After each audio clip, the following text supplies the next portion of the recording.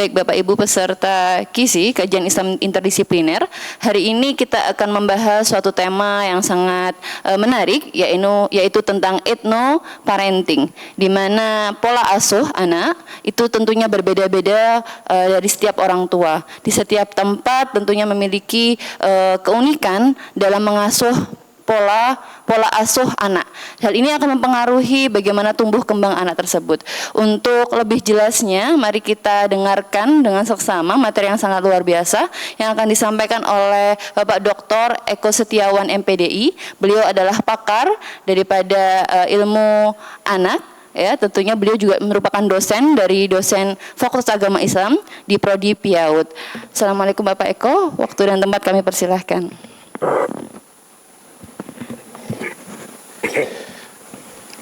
Bismillahirrahmanirrahim. Assalamualaikum warahmatullahi wabarakatuh. Alhamdulillahirabbil alamin. Assalatu wassalamu ala asrafil anbiya'i wal mursalin wa ala alihi wa sahbihi ajma'in.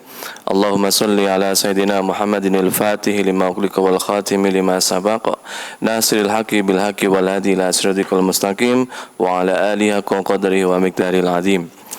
Tentu yang saya hormati Rektor Unisma Malang beserta jajarannya, dan juga yang saya hormati dari yayasan, tentu juga ketua dari LPIK dan tim semuanya, Bapak Ibu dosen sekalian yang juga tentu saya hormati. Syukur alhamdulillah di pagi hari ini kita bisa sharing bersama. Tentu untuk mengawali aktivitas hari ini, sekali lagi nanti kacamata saya tentu yang akan saya sampaikan adalah dari karakteristik PAUD, karena background saya pendidikan anak. Untuk terkait nanti apakah kajian-kajian nanti akan terintegrasi, kemudian bagaimana kaitannya dengan keagamaan, itu pasti. Tentunya ini hal yang perlu kita pikirkan bersama, bagaimana parenting hari ini sudah menjadi basic need atau kebutuhan dasar untuk semuanya, terutama bagi keluarga. Bapak dan Ibu yang dirahmati Allah Subhanahu wa taala, ethno-parenting mungkin sudah bisa kita cari ya di laman Google dan lain sebagainya.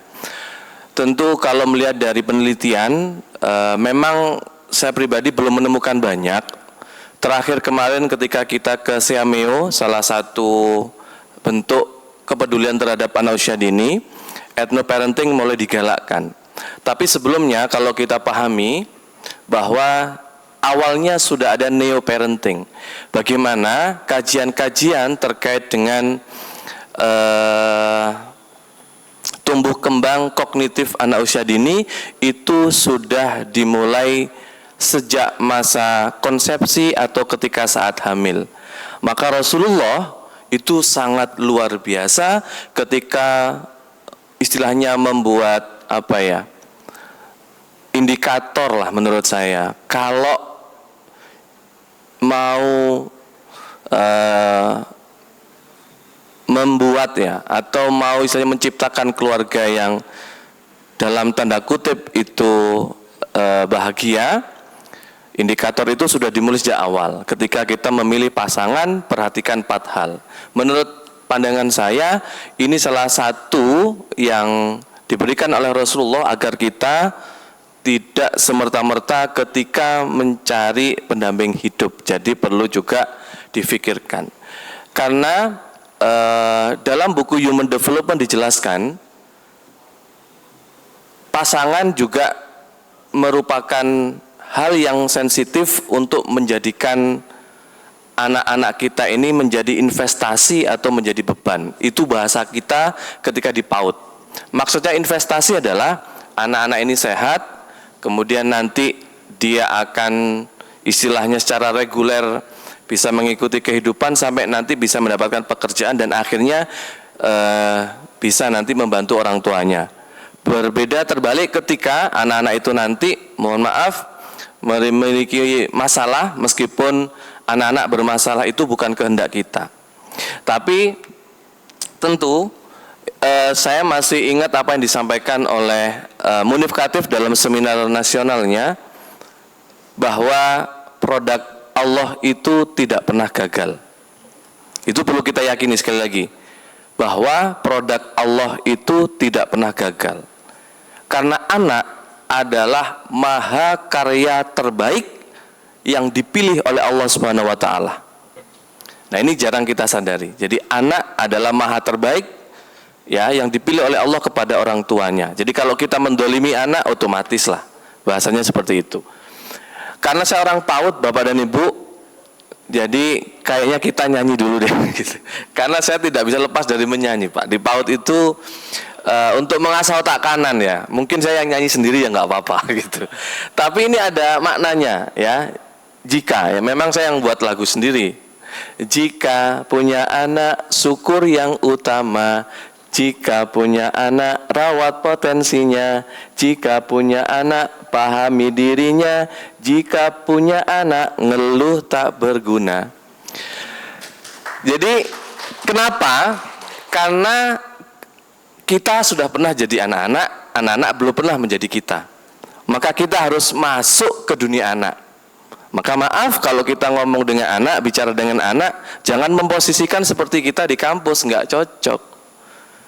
Jadi kita yang masuk malah koyok istilahnya kayak ada cilik. Ya kan gitu ya. Enggak apa-apa, memang kita harus masuk ke dunia mereka. Nah, kemudian ini secara mau nyanyi lagi nanti dulu. Ya, memang dengan anak-anak itu otak kanan paling enak. Ya. Nah, ketika bicara otak kanan sebenarnya kalau saya boleh coba ingin melihat juga nih, Bapak Ibu termasuk aktif otak kanan atau otak kiri? Hah? Coba yuk sedikit praktek saja biar nanti ke anak-anak enak. Ya, tangan kanannya ke depan. Yuk Bapak Ibu, boleh? Saya tunggu yang baru hadir. Ayo Pak, langsung tangannya ke depan Pak. Ya. Buka dulu. Ya, disatukan. Buka lagi, satukan. Diperhatikan jempol yang atas kanan atau kiri? Loh, jempolnya sendiri. Coba, yuk sekali lagi, jempol yang di atas kanan atau kiri? Coba kalau nggak kerja, buka lagi, tutup. Oke ya, sudah ketahuan ya. Sekarang Anda buka dan dipindah. Nah, oke. Itu secara sederhana memang ya belum banyak penelitian yang mengungkap itu.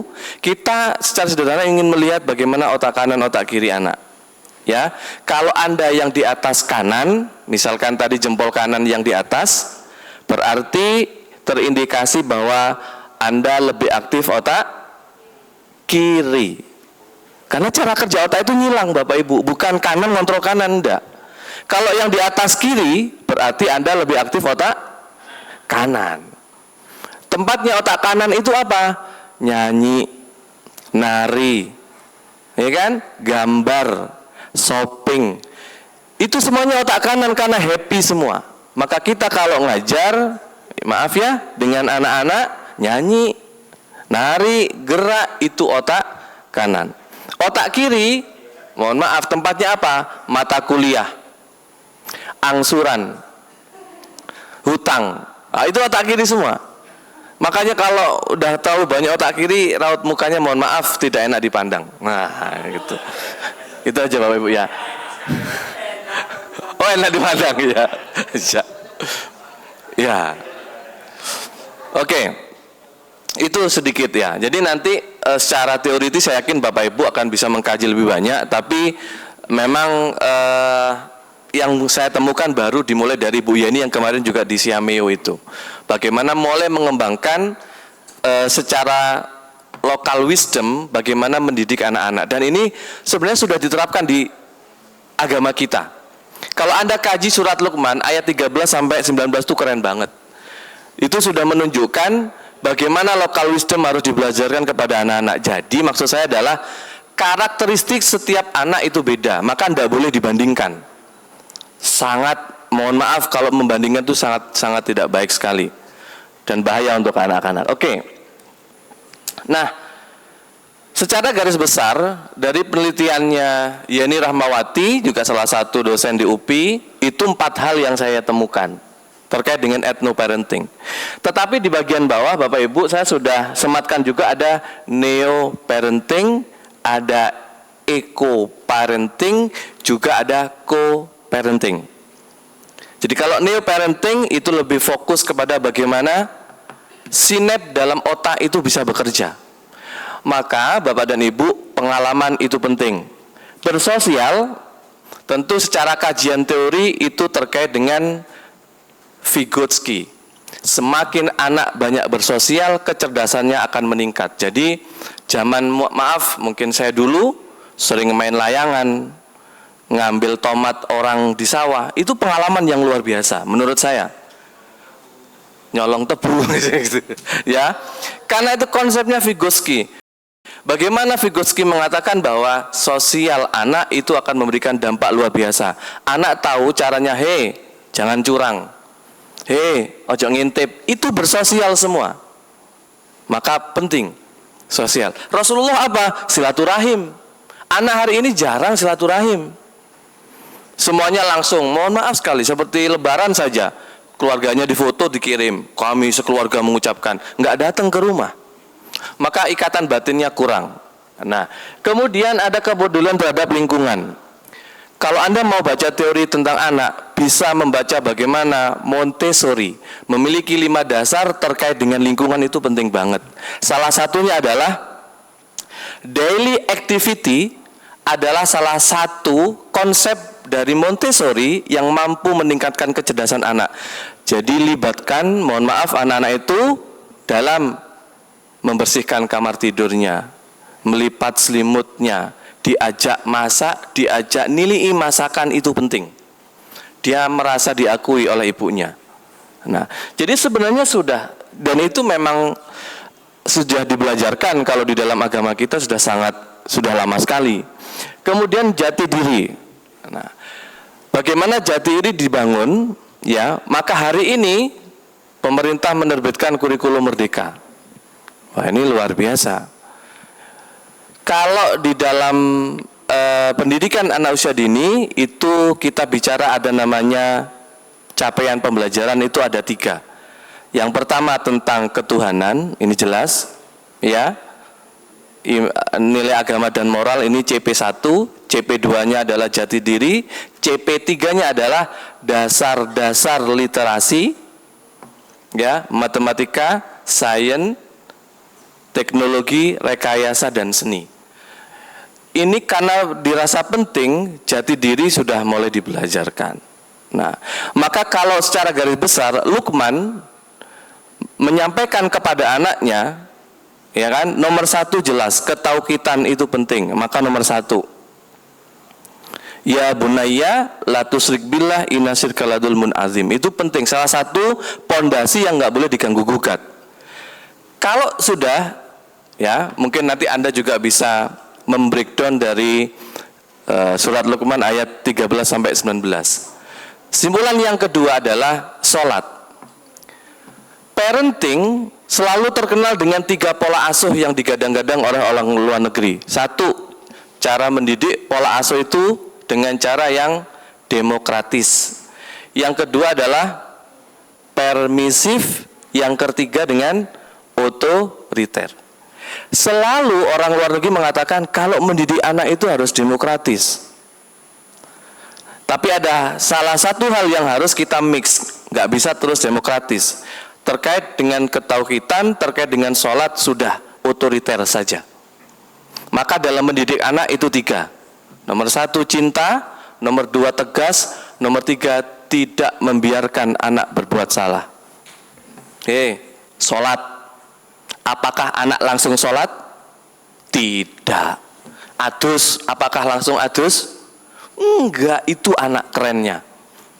Dan kita harus setiap hari bilang, Rifki sholat, Rifki ngaji, bendino. Dan orang tua tidak boleh bilang, aku kesel ngandani awakmu. Mohon maaf, tidak boleh. Karena satu poin pada anak adalah anak suka pengulangan.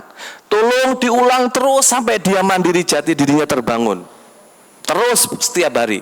Pak Eko, apa buktinya anak itu suka pengulangan? Terus nonton Upin Ipin, Ya kan? Padahal wis iku terus segmennya. Terus SpongeBob itu lagi yang ditonton. Itu anak suka pengulangan. Tapi seusia Anda nggak suka. Hakim, Pak Hakim, nanti sholat duhur mesti jawab. Gak kau kandani wis eruh, gitu. Gak suka orang dewasa itu diulang-ulang. Ya, jadi kita punya peluang itu ketuhanan. Di dalam buku saya yang berjudul Konsep Dasar Anak Usia Dini, konsep ketuhanan saya kutip dari pendapatnya Ernest. Usia 3-6 tahun, cara berpikir anak masih banyak didominasi oleh imajinasi. Begini, Bapak dan Ibu, dari konsepnya Piaget, cara berpikir anak itu 4, 0 sampai 2 tahun. Itu sensor motorik, jadi otaknya bekerja kalau motoriknya gerak. Maka kadang kalau anak usia bayi sampai setahun atau bahkan 6 bulan, yang gendong bukan ibunya, dia nangis. Karena dia meneliti, menganalisa, iki ibuku kudu yo. Naik lagi, usia 2-7 tahun, cara berpikirnya adalah pra-operasional. Pikirannya sih terbalik-balik. Contoh, kalau pakai sendal kanan dipakai kiri, kiri dipakai kanan. Itu bukan error masanya.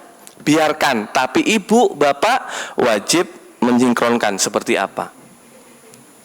Naik lagi, 7-11 tahun operasional konkret. Nah, anak-anak usia dini kita, mohon maaf, memang lama memahami Tuhan itu seperti apa.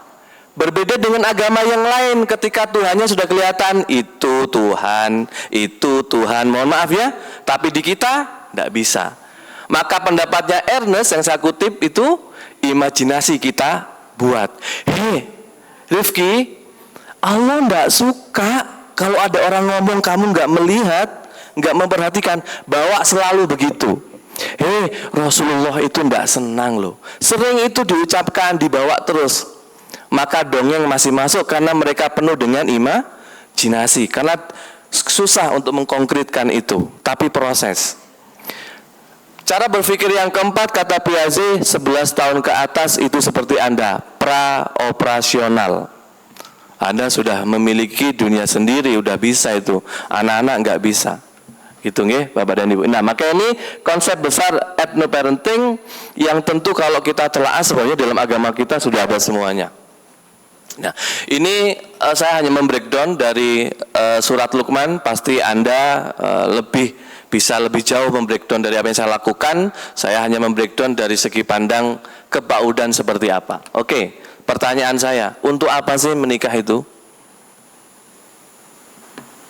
Dijawab dalam hati yang sudah menikah. Yang belum kira-kira aku lek rabi kate lapo. Mungkin dari Bapak Yayasan ini juga subhanallah, sudah Bapak kita ini pasti alasan menikah itu luar biasa. Iya kan? Oke. Sudah punya jawaban masing-masing nggih? Sampun? Alhamdulillah. Tahu ini gambar apa?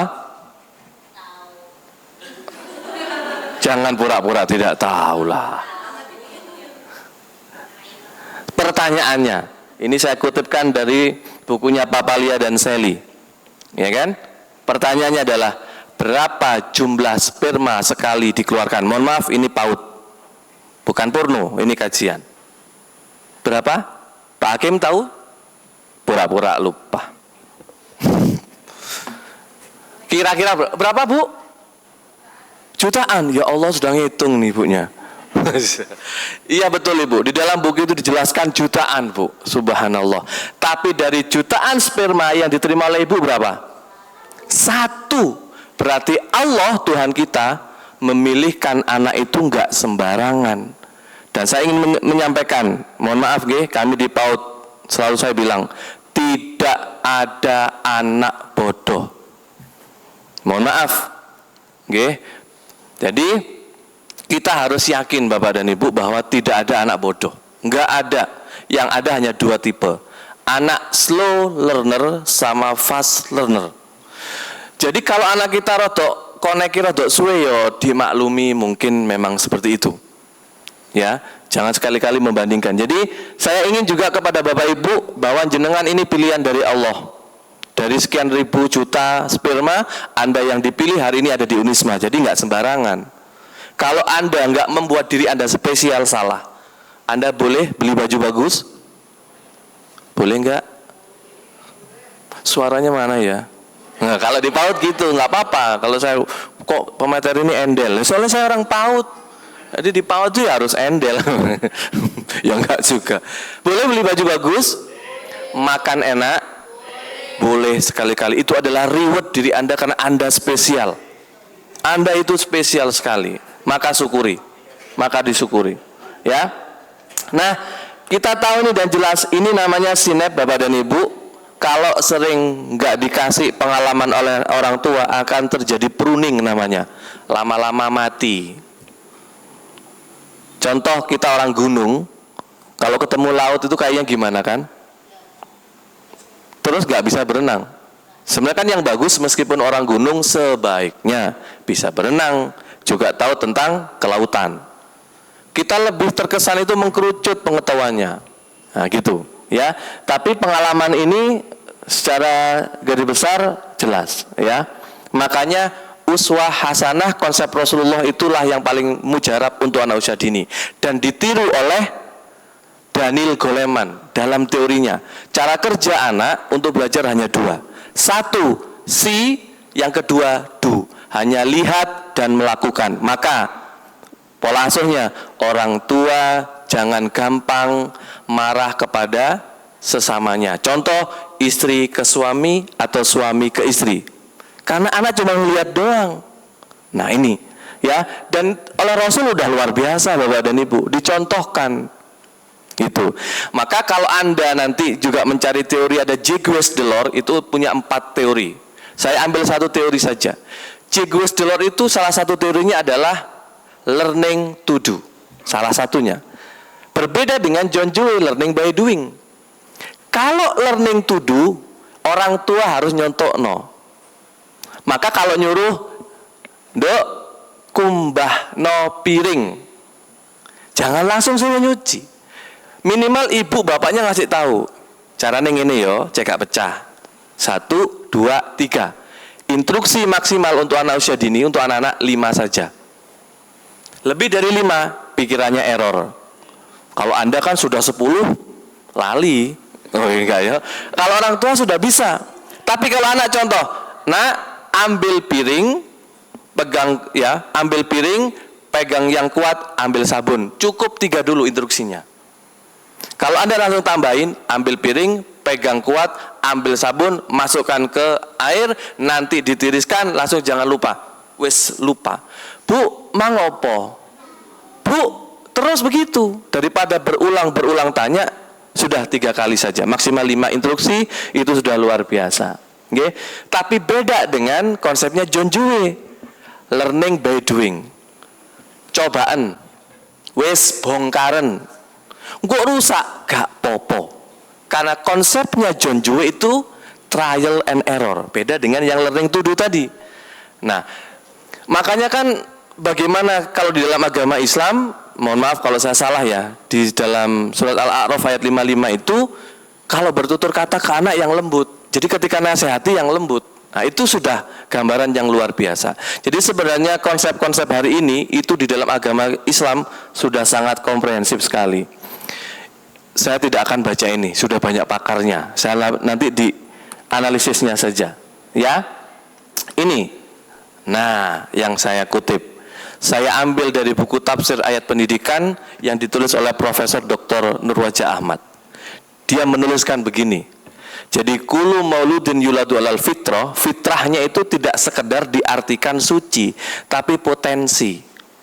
Jadi mohon kita harus bahagia dengan yang dimiliki oleh anak. Maka pakai konsepnya Sayyidina Ali. Nomor 1 kata Sayyidina Ali itu bahagia. Itu nomor 1. Baru nomor 2 kerja keras. Nomor 3 nanti akan ada rezekinya. Nah, kita oleh Allah diberikan anak yang luar biasa.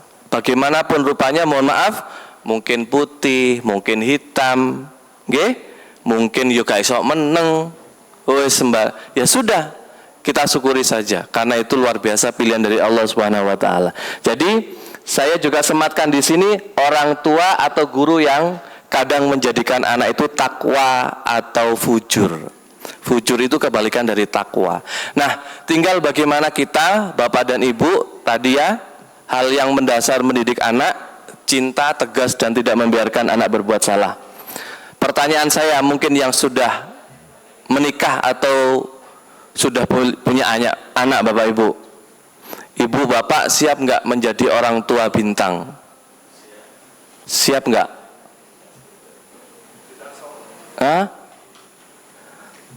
Anak kita itu adalah bintang, setuju nggak?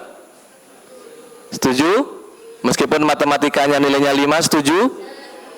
Betul.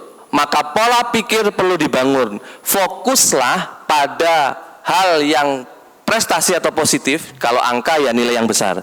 Jangan fokus pada nilai yang kecil. Itu. Saya mohon maaf, ketika anak saya masih PAUD, yang sekarang kelas 2 itu, saya tidak pernah narik anak saya untuk mandi. Pertanyaan saya begini, Dek, sekolah enggak?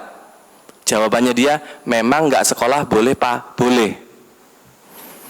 Karena PAUD belum wajib seperti SD. Loh, kita sebagai pendidik harus paham itu, Bu. Jadi enggak perlu memaksakan ngapunten sampai atus digeret-geret, atus. Itu sudah enggak semangat, minat belajarnya udah rendah. Iya. Bahkan anak, contoh saja, ya. Jadi kalaupun sekolah di PAUD, saya tidak terlalu mewajibkan, sudah seikhlasnya saja. Boleh Pak enggak mandi? Sangat boleh. Yang penting gosok gigi. Mandi itu kan bukan, tidak ada syarat sekolah harus mandi. Kayak Anda ke kantor, apakah harus mandi? Oh, tidak kan? Nggak ada korelasinya, udah aman aja. Nah, gitu. Jadi anak kita bintang. Terus, apakah anak pasti bisa baca? Pasti, nggak usah dilesno. Saya sudah membuktikan anak saya sendiri. Nggak dileskan. Bahkan saya buatkan buku berjudul Senang Belajar Membaca. Sampai buku saya terbit, alhamdulillah, nggak bisa baca. Itu. Karena saya nulis buku itu terinspirasi anakku, kok gak iso moco, po. Gitu loh. Akhirnya saya buatkan buku sampai terbit nggak bisa baca. Baru bisa baca kemarin naik kelas 2. Nah, mulailah. Artinya Bapak dan Ibu nggak perlu khawatir ya, setiap anak bintang. Ini yang harus kita lakukan sebagai orang tua yang nanti biar nggak kaget dengan ethno parenting. Ya, saya ngutip saja dari beliau karena saya diantaranya suka baca buku beliau yang sangat unik, dari mulai buku Sekolahnya Manusia, Orang Tuanya Manusia, Kelasnya Manusia. Jadi banyak hari ini, mohon maaf Bapak dan Ibu, ketika bicara parenting atau bicara anak, banyak orang tua bukan untuk manusia. Anaknya dipaksa, mohon maaf ya. Kadang kita nggak sadar, Bu. Mungkin ibu-ibu nih, rutinitasnya sama. Kok iso yo? Benisu mesti rame. Ono sing kaos kakinya hilang, sendalnya nggak ketemu, buku ini lempet. Tiap hari itu terjadi. Dan kita heboh biasanya, ayo bangun, nanti telat sekolah. Bingung kita seperti itu. Jarang bilang, engkau telat subuh ya, jarang yo. Anak-anak juga aneh, kalau telat sekolah itu kok takut langsung bangun ya. Tapi disuruh subuh kok wangel, ya proses, memang anak itu nggak bisa kayak kita. Ya sudah, itulah, itu pahala kita. Orang tua harus mulai discovering ability. Ngapunten, harus mulai kepo dengan anak-anak. Anaknya sudah mulai, terutama kalau tidur atau sekolah itu, Bu, dibuka-bukalah buku-bukunya. Itu mohon maaf yang saya lakukan. Saya tahu kapan anak saya menulis lope kelas 4 SD. Itu lope pertama di bukunya. Saya tahu, Bu, karena saya ngecek. Nah gitu. Jadi orang tua boleh kepo, biar gitu. Ya, kepo untuk anak itu perlu menurut saya. Dan aturan main itu penting. Jadi discovery ini adalah bagaimana rasa keingintahuan untuk menemukan anakku ki oh ya apa sih gitu loh. Sama karakteristiknya. Maaf, saya punya 3 anak. Yang nggak bisa saya samakan. Anak pertama saya itu visual. Anak yang kedua kinestetik. Anak yang ketiga mix, roto angel. Loh, Pak, apa orang tua harus tahu?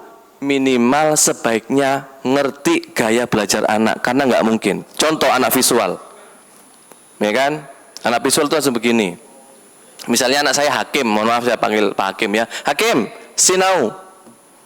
Enggak mau, aku tuh sinau dhisik baru nonton TV. Anak visual itu masih mau digitukan, diintervensi. Anak kinestetik sulit, Bu. Sekali nggak mau. Itu anak kinestetik.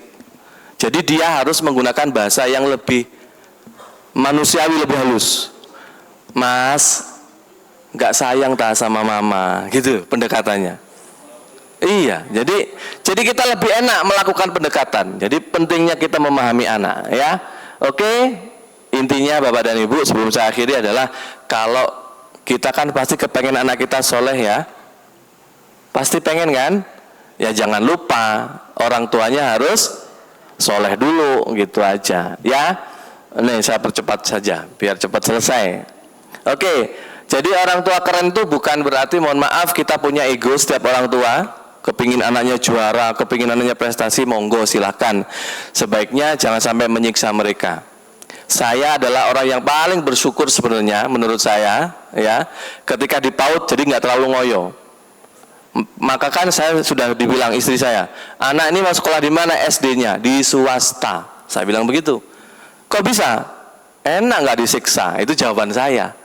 Kalau di negeri itu terlalu paten, PR-nya akeh menurut saya ini ya, cara pandang saya. Di swasta. Terus gimana? Pokoknya di swasta itu kalau bayar mah insya Allah naik terus. Gitu. Ini guyonan saya. Lenggak naik kelas, dipindah sekolah, gitu aja. Jadi anak hari ini beda dengan zaman saya dulu waktu kecil. Jadi ya prestasinya sudahlah. Seneng kalau ngeliat anak ngaji ini enak, ya, ke masjid enak, gitu. Jadi saya harap bahwa kalau Anda baca Gartner, itu konsep dasarnya 8 kecerdasan anak itu betul. Dan hanya satu manusia yang memiliki 8 kecerdasan, yaitu Rasulullah Shallallahu Alaihi Wasallam. Dan itu pernah dikagumi oleh Gartner saat Munif Khatib magang di Amerika. Keren tuh. 8 kecerdasan nggak ada yang punya loh selain Rasulullah. Buktinya apa Pak Eko? Coba. Apakah Rasul cerdas musik? Pertanyaan saya, apakah Rasul cerdas musik? Bukan berarti orang pinter musik itu harus nyanyi ya. Maka kehebatan Rasulullah adalah memilih Bilal untuk menjadi imam. Itu hebat banget. Sosialnya Rasul gimana? Ya kan? Terkait dengan interpersonal Rasul. Wah, wis nggak perlu Pak. Dilempari batu, mohon maaf ya, diludahi, marah. Rasul, kalau kita harus marah Pak, wong kita bukan Rasul kok. Iya, jadi betul kita tetap berkibar dengan Rasul, tapi kita bukan Nabi, bukan Rasul. Tapi sudah luar biasa, ya kan? Logis matematisnya nggak perlu ditanyakan. Rasul salah satu pemimpin perang yang luar biasa. Tuh, komplit Rasulullah itu. Jadi kalau kita nggak yakin kok, wah lucu menurut saya. Saya aja yakin, ya. Tadi sudah saya sampaikan kita terlalu sering bingung dengan ini dan rutinitas kita sama setiap hari. Kemudian kayaknya susah ini, terutama ibu-ibu. Dalam penelitian jelas Ibu ya, dalam penelitian jelas, dalam satu hari minimal seorang ibu 20.000 kata yang diungkapkan. Kalau laki-laki atau suami hanya 7.000. Makanya kalau telepon, Pak, mulai kantor ojo lali nang Indomaret, engko tuku ngene wis. Lek wis lewat Dik, bakso sing biasa iku terus dawa. Jawane bapake mek ngene tok. Oke, wis ngono tok. Gak perlu panjang-panjang. Ya memang kita maklum lah ibu-ibu. Ya, itu udah diteliti jelas tuh 20.000 per hari minimal ibu-ibu itu. Ya yang ada yang pendiam ya ada sih, gitu ya. Oke, kemudian tentu ini yang diharapkan, ya, kita tidak gampang mengumpat anak-anak kita, menjelek-jelekan. Sudah banyak cerita, sudah banyak ibroh yang bisa kita ambil untuk bagaimana motivasi bahwa nggak boleh terlalu sering kita ini menghujat anak-anak kita. Ya, mohon maaf, ini untuk muhasabah. Pernahkah kita seperti ini Bapak Ibu? Misalkan kata-kata ini loh, oh ini gembeng, pernah nggak ngomong gitu ke anak? Nah, ya kan? Ajane males. Waduh, wis ya. Ngono tok iku lho gak iso. Padha mangan segone iku lho wis ngono.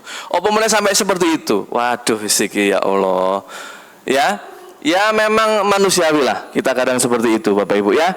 Terus ya ini semoga bisa dihindarkan. Intinya ethnoparenting itu kan mengenali karakteristik anak kita sesuai dengan karakternya. Makanya kan local wisdom. Jadi jangan membandingkan anak kita dengan anaknya saudara kita aja nggak boleh. Kalau sumbernya wis bedo, ya kan? Saya masih ingat sampai hari ini anak saya di pesantren, anak yang pertama itu keluarnya satu. Apa yang susah nak? Pelajarannya matematika. Saya sadar, oh jadi bapak ya res matematika. Ya gitu aja, dibuat enak saja. Kemarin anak saya, Pak, bahasa Jawa dapat 45. Alhamdulillah daripada nggak ada nilainya. Terus dibuat happy aja. Ya, ini kayaknya lebih enak daripada di powok sok kudu nilainya api. Nah gitu, lebih enteng. Nah, jadi maksud saya adalah saya menyampaikan ini Bapak dan Ibu bahwasanya mindset itu penting. Bagaimana kita membangun mindset kepada anak-anak kita, kemudian harus bahagia, senang, itu penting. Nanti ada konsepnya. Jangan sampai terjadi seperti ini. Saya ulangi dulu sebentar. Tontonan hari ini kan cuma begini aja. Ini, ya kan? Semuanya sudah ada versi. Kalau pengen India di TV apa Bu? Oh ini yang jawab. Kalau India di TV apa? Antv. Kalau Azab di TV apa? Langsung bisa jawab semua. Ya itu hari ini suguhannya. Dan kalau itu terus diserap oleh anak-anak kita, mohon maaf nanti akan terjadi seperti ini. Dan sudah ada dalam Al-Quran. Kadang kita nggak peka. Iya, nih saya kutipkan dari surat Maryam ayat 59. Ketika anak-anak kita sudah tantrum main HP, lupa dia kalau harus waktunya sholat, bahkan lupa untuk makan, maka orang tua cerdas harus tegas, makan HP matikan, tidak boleh makan sambil main HP gini Bu, mohon maaf konsep PAUD tidak boleh, apalagi disuapin, aduh susah, udah suruh pilih, makan dulu, orang tua harus tegas, makan dulu, habiskan baru main HP. Loh harus berantem nggak apa-apa, uang untuk kebaikan kok. Maka tadi saya bilang tegas itu penting. Pondasinya kan nomor 1, cinta, tegas, tidak membiarkan anak berbuat salah. Toh sebentar kok, makan dulu nak, biar fokus. Jangan disuapin apalagi. Ya kan? Bahaya itu. Waduh bahaya. Ini karena anak-anak kita kalau sudah gadget bermain, moral spiritualnya hilang seperti setan. Mohon maaf. Maka aturan HP terutama hari ini harus kita batasi. Anak marah spiritualnya hilang, lupa kalau dia ibunya, dia bapaknya, dibentak-bentak, ngamuk-ngamuk, kadang ngamutin menggunakan bahasa yang enggak sepantasnya. Fisiknya lemah anak hari ini karena jarang gerak Pak, duduk gadgetan. Mohon maaf, akhirnya ada obesitas. Ya, obesitasnya akhirnya ya gitu, gopok anak hari ini, mohon maaf. Beda dengan kita-kita dulu, main layangan, keluar itu lebih tahan banting biasanya. Dan tentu akalnya sudah habis untuk berpikir. Mereka pokoknya tujuannya tercapai, maunya instan. Mohon ini tetap kita berdoa, ya, sinergi dalam doa terakhir, ya. Yuk kita belajar untuk pengasuhan dengan cara yang ampuh. Itu hanya istilah saya, ampuh saja. A-nya itu adalah asertif. Jadi kapan kita harus demokratis, kapan harus otoriter. Kalau permisif dihindarkan saja deh. Permisif itu tidak enak, pola asuh permisif, ya kan? Bu, aku atus apa ora? Sak karepmu. Itu tidak enak, itu permisif itu. Aku makan mbak apa? Iku sak onone, gak enak makan begitu. Ya, atau contoh kalau Anda dengan suami sedang keluar, ya mau makan apa? Sembarang, itu gak enak Bu. Jawaban sembarang itu tidak enak. Sama dengan anak itu. Bu, aku atus gak? Sekarepmu. Itu tidak enak. Itu permisif. Aku ngaji apa gak? Lah, butuh gak ngaji? Aduh, tidak enak itu. Jadi tegas saja kalau itu baik. Memang untuk apalagi tentang agama, udah ngaji, budal, gitu. Tak terno. Nah itu otoriter. Tapi untuk ngaji. Tapi lihat tadi, aduh, ngaji sembarang wis. Melok kisi gak?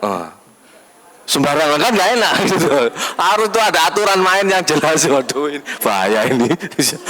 Terus ya M-nya menghargai anak, betul Bu.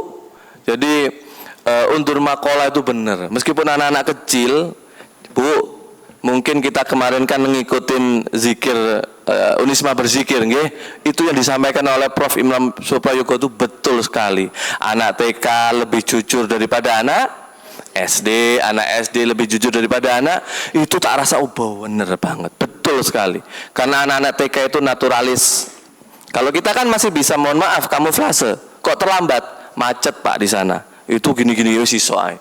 Lah anak kecil enggak, pasti jujur.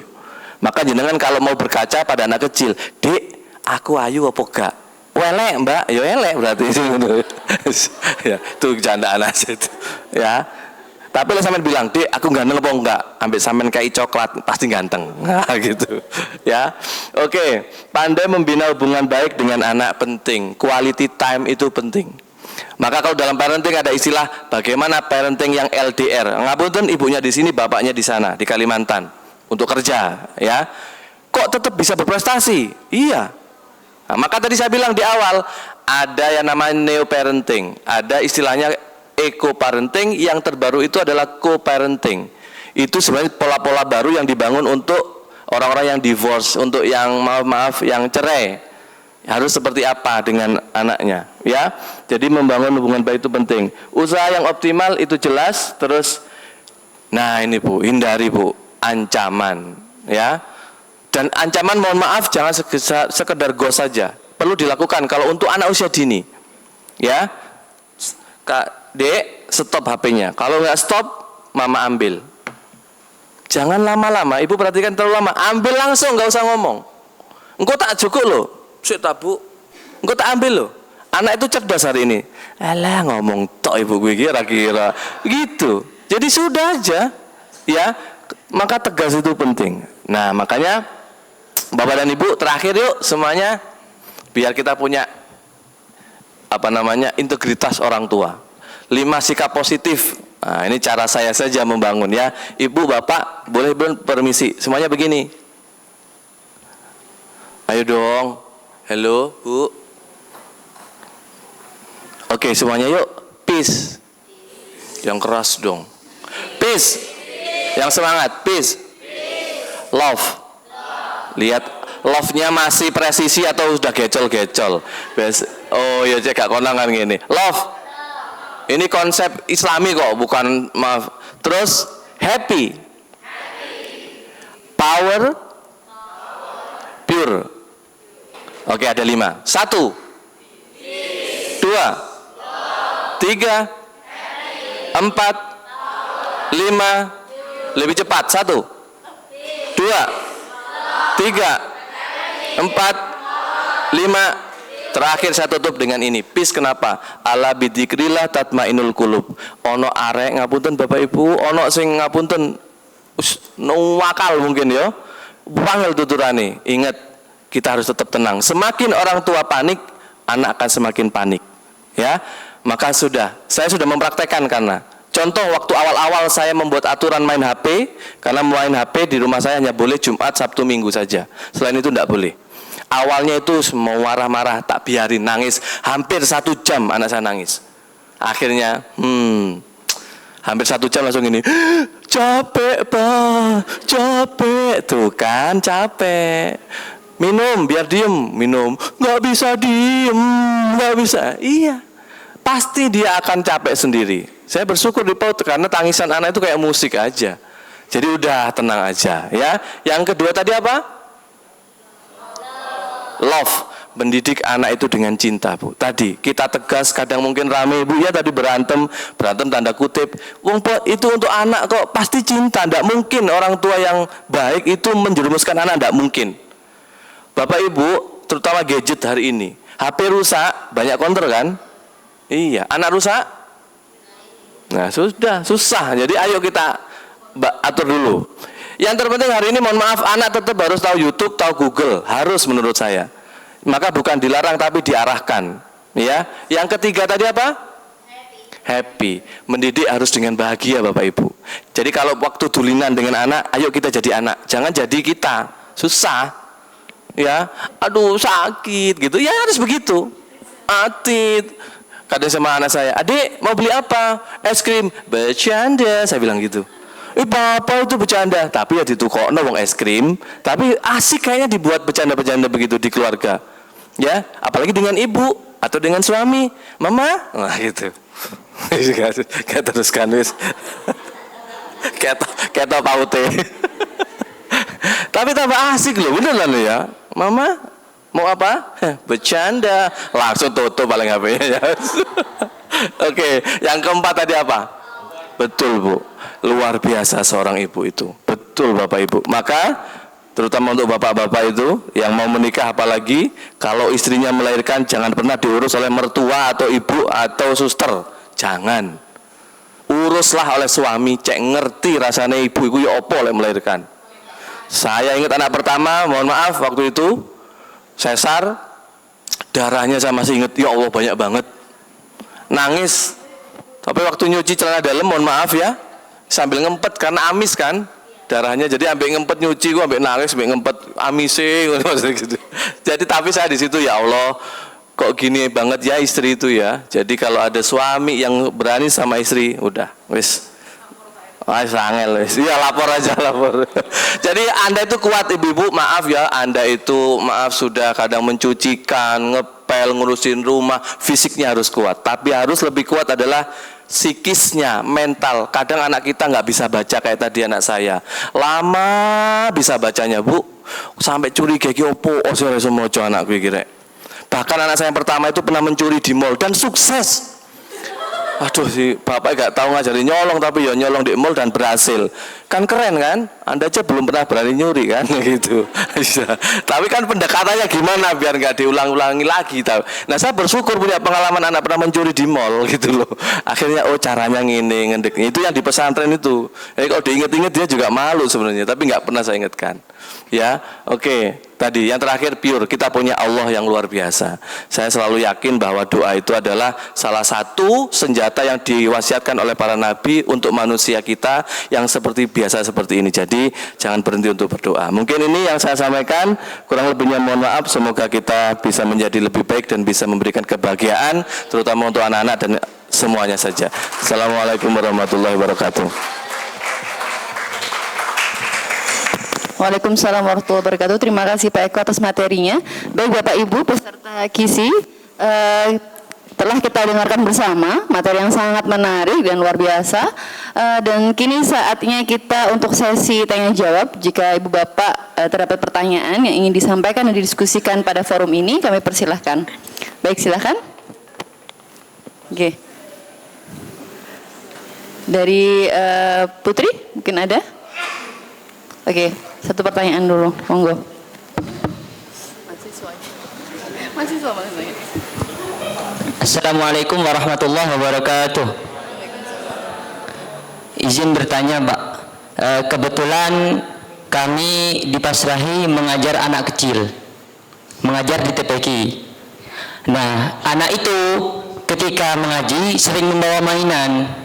Ketika diingatkan waktunya ngaji, dihaluskan, tetap ngeyel gitu. Terus apa ya, minta solusi. Jadi yang saya lakukan waktu itu ya saya menakut-nakutilah, menjadi galak supaya anak itu gak mainan lagi. Ketika waktunya ngaji, ketika waktunya main gitu. Jadi saya minta solusi gimana baiknya selain cara menakut-nakuti tadi. Mungkin seperti itu. Assalamualaikum warahmatullahi wabarakatuh. Waalaikumsalam warahmatullahi wabarakatuh. Terima kasih atas pertanyaannya. Mungkin ada pertanyaan lagi, monggo, kami persilahkan. Atau sesi curhat juga boleh, monggo. Mumpung ada pemateri yang sangat luar biasa, mungkin bisa kita sambil diskusi bersama. Oh, monggo dari bapak lagi, monggo. Baik, assalamualaikum warahmatullahi wabarakatuh. Saya Faisal dari MIPA. Ada beberapa poin yang coba kami catat tadi. Penting bagi orang tua untuk mendidik anak-anak dengan memberikan cinta, gitu ya. Terus kemudian perhatian, kemudian batasan yang sehat, seperti contoh pada HP tadi. Terus komunikasi terbuka, pengawasan bijaksana, serta memberikan contoh perilaku positif itu paling tidak membantu mencegah potensi kenakalan mereka di masa depan. Nah, cuma yang menjadi menggelitik ini kalau kita ikuti di perkembangan media sosial, misalnya ada beberapa case atau kasus yang terbaru aja, misalnya ada seorang guru agama yang nggak salah ya, yang kemudian dituntut bahkan 50 juta gitu ya, hanya karena guru yang bersangkutan dalam tanda petik memberi teguran tentang sholat ya. Nah, pertanyaan mendasar saya adalah dari aspek orang tua si anak, apakah orang tua si anak ini tadi yang digambarkan oleh pemateri itu belum tuntas dalam artian mereka mendapatkan proses pendidikan dari orang tuanya mereka sendiri, si orang tua si anak ini, sehingga ada sisi-sisi yang kemudian mereka menuntut perfect gitu ya, bahwa anak mereka harus sesuai dengan harapan mereka. Ataukah ada faktor lain gitu ya, di samping faktor orang tua yang menuntut anak itu? Apakah itu kurang tuntas di dalam idealisme mendapatkan pendampingan pendidikan seperti yang dijelaskan tadi, atau ada faktor lain yang faktor environment dari sisi gadget misalnya ya. Karena kan sekolah pun kan punya keterbatasan gitu ya di dalam memberikan satu pendampingan yang secara utuh gitu ya. Nah, mohon mungkin respon dan tanggapan serta solusinya. Terima kasih. Assalamualaikum warahmatullahi wabarakatuh. Waalaikumsalam warahmatullahi wabarakatuh. Baik, terima kasih. Ada 2 pertanyaan ya Pak Eko. Pertanyaan pertama terkait cara pengajaran untuk anak TPQ yang suka membawa mainan. Apakah cara tegas dengan ancaman atau menjadi lebih galak itu menjadi solusi atau ada solusi lain? Lalu pertanyaan kedua yaitu lebih kepada bagaimana Bapak merespon terkait dengan kasus yang terkini adanya seorang anak yang kemudian diingatkan dan orang tuanya tidak terima sehingga harus menuntut sang guru. Apakah ini merupakan faktor dari pengasuhan orang tuanya yang belum tuntas atau ada faktor lain? Baik Bapak, silahkan. Baik, terima kasih Mas. Jawaban yang pertama, nanti Anda bisa saya selalu berdasarkan dengan teori dulu. Anda nanti bisa membaca teori classical conditioning yang dicetuskan oleh Ivan Pavlov atau Skinner. Bagaimana pentingnya reward dan punishment. Maksud saya adalah, sudah azan ini kita nunggu azan dulu nggih. Lanjut. Lanjut saja. Oke. Jadi terkait dengan classical conditioning. Artinya reward dan punishment itu penting. Misalnya Mas, dia kan bawa mainan. Dan satu, anak itu suka challenge Pak, Mas. Suka kompetisi. Wis, lek sampean iso maca iki, iso ngaji, gak apa-apa dulinan. Dalam tanda kutip ya, dulinannya sebentar. Janji itu di awal sudah Anda buat dulu Mas. Ya kan? Nanti dia akan mulai percaya dengan jenengan. Oh, ternyata guruku bener iki, gak cuman nggak enggak. Semakin Anda ancam, dia hanya takut di depannya doang. Di belakangnya nanti enggak lagi, dia main lagi. Mulai pelan-pelan lagi tahap berikutnya. Wis, lagi besok enggak dibawa, misalnya ya. Jadi tak kasihlah permen misal. Dan reward jangan terlalu sering juga. Tapi nanti lebih jelasnya tadi, Anda bisa baca tentang classical conditioning. Bagaimana kapan sih reward sing pas itu? Gitu loh. Kan mohon maaf, selama ini kan kita, maaf ya, saya juga kita ini berjalan kalau ada punishment. Kalau nggak ada finger di tempat, ya begini. Kalau ada finger full, nah itu kan orang dewasa masih juga itu finger. Ya nggak apa-apa. Kadang memang harus seperti itu. Nah gitu. Maka nanti maksud saya adalah biar itu tetap jalan, tetapi tadi reward and punishment. Ketika anak yang bawa mainan itu tidak bawa mainan, tolong Anda apresiasi. Loh, alhamdulillah Mas, saya nggak bawa mainan yo. Itu keren itu Mas menurut saya. Jadi poin-poin begitu menurut saya penting. Nanti lebih jelasnya tadi nggih teorinya Ivan Pavlov atau Skinner tentang reward and punishment. Oke. Kemudian untuk Bapak, Pak, saya ingin menyampaikan terkait apakah dia tuntas atau belum, saya tidak ada sampai ke sana. Tetapi hari ini sudah mulai dilakukan oleh KUA ada istilahnya jombloan itu kan biasanya. Mohon maaf, jombloan juga itu nggak terlalu detail menurut saya. Nah, tetapi harusnya sebagai orang tua itu harus paham tupoksinya, Pak. Karena tupoksi di sekolah dengan di rumah pasti berbeda. Maka kalau keinginannya sempurna, Nah, itu kan juga ada kesadaran dari orang tua. Makanya tetap saya selalu bilang, posisi guru, orang tua ini saling berdampingan. Maka tupoksinya 3, Pak. 1, ya kan, mengajari anak. 1. Jadi orang tua harusnya sadar kalau memang itu mintanya baik, meskipun dengan teguran selama tidak hari ini mohon maaf pakai fisik ya, karena udah nggak boleh ada HAM itu. Kalau dulu mohon maaf zaman kita, Pak, dilempar maaf penghapus terus wis di pondok napa malih ngapunten wis ditapuk kula nggih ya sudah dulu. Tapi hari ini kan kita harus tetap aturan hukum itu tetap kita perhatikan. Maka tugas pokok yang pertama dalam mengajar itu penting, Pak, mengajari anak. Yang kedua adalah mendidik. Nah, begitu. Jadi ini kan cara pandang saya ya. Jadi kurang bijaksana selama tidak sampai main fisik. Guru itu sepertinya kok kurang bijaksana. Nggak tahu ada tendensi apa kalau sampai nutut berapa tadi? Masa ditegur suruh sholat, maaf ya. Tapi ya sudah, mungkin nggak tahu saya ada tendensi apa, nggak tahu, gitu aja. Yang terakhir melatih. Nah, melatih ini yang kadang orang tua nggak mau menyadari, Pak. Kalau dia salah harus minta maaf. Kalau dia dibantu orang harus bilang terima kasih. Maka tupoksi ini ya kita pegang, nggak cukup cuma ngajari anak, ya, maka harus dilatih, dididik, kemudian harus dilatih. Terutama hari ini adalah respect each other, dan itu sudah ada di Unisma. Bagaimana nilai-nilai keaswajaan, tasamu, tawazun, tawazud, al-adalah, itu ada respect each other-nya luar biasa. Tinggal kita bagaimana menyampaikan. Mungkin begini, ini Pak, sampaikan. Baik, terima kasih banyak Bapak Ibu peserta KISI.